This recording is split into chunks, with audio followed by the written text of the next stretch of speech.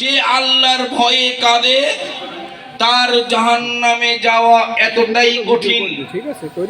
যেভাবে গাভীর বাট থেকে দুধ বের হওয়ার পরে এই গাভীর বাটে যেমন এই দুধ পুনরায় ফেরত যাওয়া অসম্ভব, ঠিক তেমনই যে আল্লাহর ভয় করে, আল্লাহকে ভয় করে যারা চলে, আল্লাহর ভয়ে যারা কাঁদে, রাতের বেলায় উঠে হাত তুলে আল্লাহর কাছে প্রার্থনা করে, আল্লাহ জাহান্নাম অনেক ভয়ানক জিনিস, কবর অনেক কঠিন জায়গা।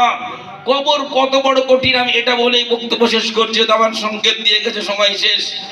আপনারা সাদ বিন মুয়াজের নাম শুনেছেন না?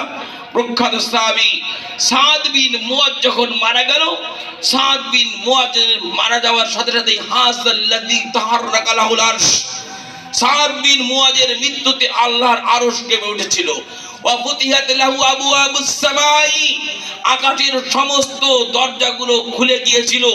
ওয়া শাহিদাহু সাবুন আলফাম মিনাল মালাইকাতি, সাদ বিন মুয়াজের জানাজায় ৭০,০০০ ফেরেশতা উপস্থিত হয়েছিল।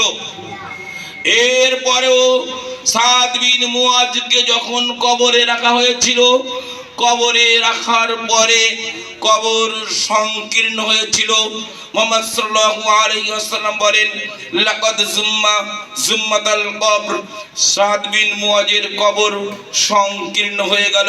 মুহাম্মদ সাল্লাল্লাহু আলাইহি ওয়াসাল্লাম বলেন, পৃথিবীর বুকে যদি কোনো মানুষের কবরের চাপ না থাকতো, তাহলে আমি আশা করি ওই একজন ব্যক্তি যে ছিল সাদ বিন মুয়াজ, যে সাদ বিন মুয়াজ মারা গেল তাই কবরে রাখা হলো, তার কবরের চাপ হবে না, এমনটাই মুহাম্মদ সাল্লাল্লাহু আলাইহি ওয়াসাল্লাম বলছেন। তার মানে সাদ বিন মুয়াজ যখন ওই কবরের চাপ থেকে ছাড়া পায়, তাহলে আমাদের অবস্থা আরো কঠিন হতে পারে।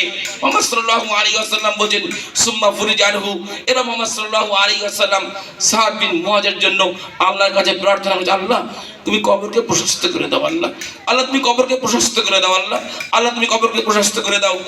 লাকাদ জুম্মাতাল কবর সুম্মা ফুরিজা আনহু, আল্লাহ রাব্বুল আলামিন কবরকে প্রশস্ত করে দিয়েছিলেন। সম্মানিত উপস্থিতি,